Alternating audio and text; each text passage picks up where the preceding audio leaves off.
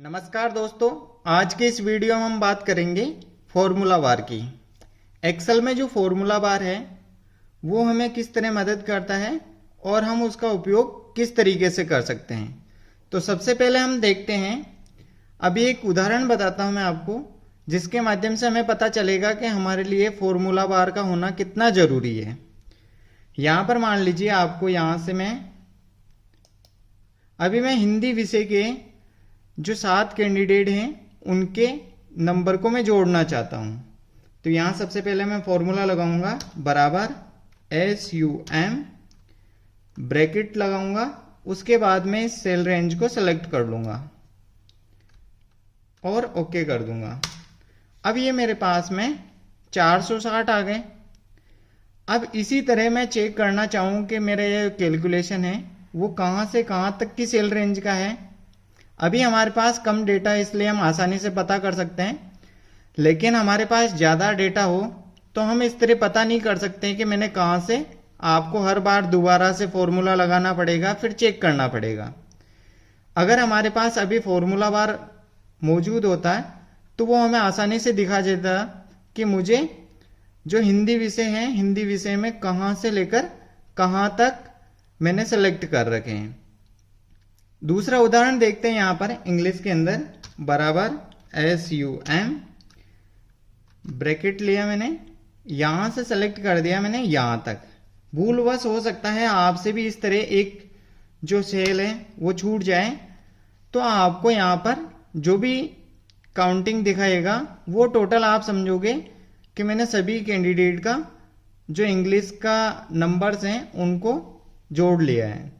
लेकिन यहाँ हमने गलती से एक रह गई हमारे से, ये हमें पता भी नहीं चलेगा। तो अब हमारे पास में यहाँ पर फॉर्मूला बार हमें कहीं दिखाई नहीं दे रहा है।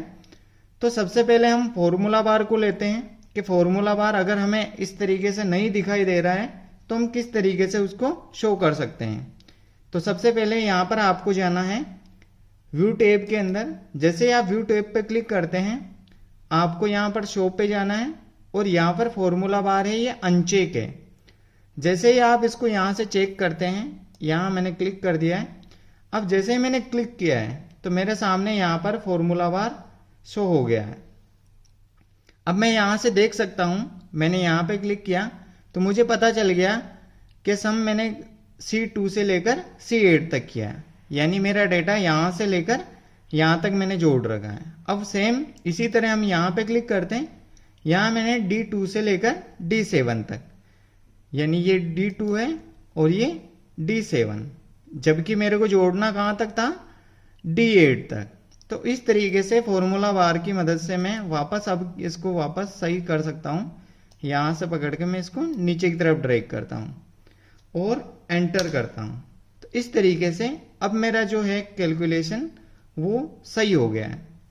दूसरी चीज़, जैसे मान लीजिए आपके पास में कोई भी डेटा है, ये यहाँ पर वर्ड रैपिंग नहीं होता है, इस तरीके से है। अगर आपके पास डेटा, आपको कोई डेटा शो नहीं हो रहा है तो आप उस पर क्लिक करेंगे तो आपको फॉर्मूला बार उस सेल के अंदर क्या लिखा हुआ है वो शो करेगा। जैसे अभी यहाँ सोशल साइंस लिखा हुआ है लेकिन हमें शो नहीं हो रहा है क्योंकि इसकी जो सेल रेंज है, हाइट विड्थ, ये बराबर नहीं है। तो हम इसको यहाँ से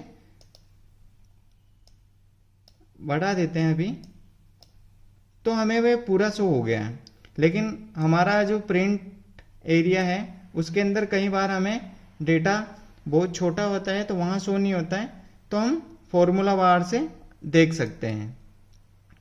दूसरी चीज़, अगर हमें कुछ बदलाव करना हो, जैसे मान लीजिए यहाँ राकेश है और राकेश कुमार को मुझे चेंज करना है, तो यहाँ से मैं क्लिक करूँगा और जैसे ही फॉर्मूला बार पे क्लिक करके मैं इसको एडिट कर सकता हूँ। तो यहाँ से मैं राकेश कुमार ऐड कर देता हूँ और ओके कर देता हूँ। तो इस तरीके से ये सेल एडिट हो गई।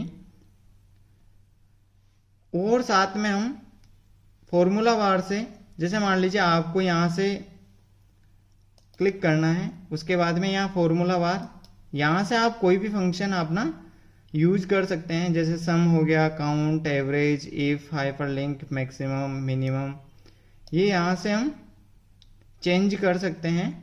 जैसे मान लीजिए आपको सम लेना है तो सम को मैंने ओके किया, अब ये मेरे से जो रेंज पूछ रहा है तो इसमें रेंज अपने आप आ जाएगी और मैं यहां से इसको ओके कर देता हूं।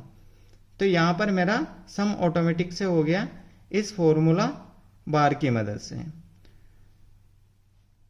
तो इस तरीके से हम फॉर्मूला बार की मदद से अपना जो डेटा है उसको देख सकते हैं, एडिट कर सकते हैं और जो भी सेल रेंज है उसको अच्छे तरीके से हम पता लगा सकते हैं कि हमने सही सेल रेंज सेलेक्ट की है या नहीं की है।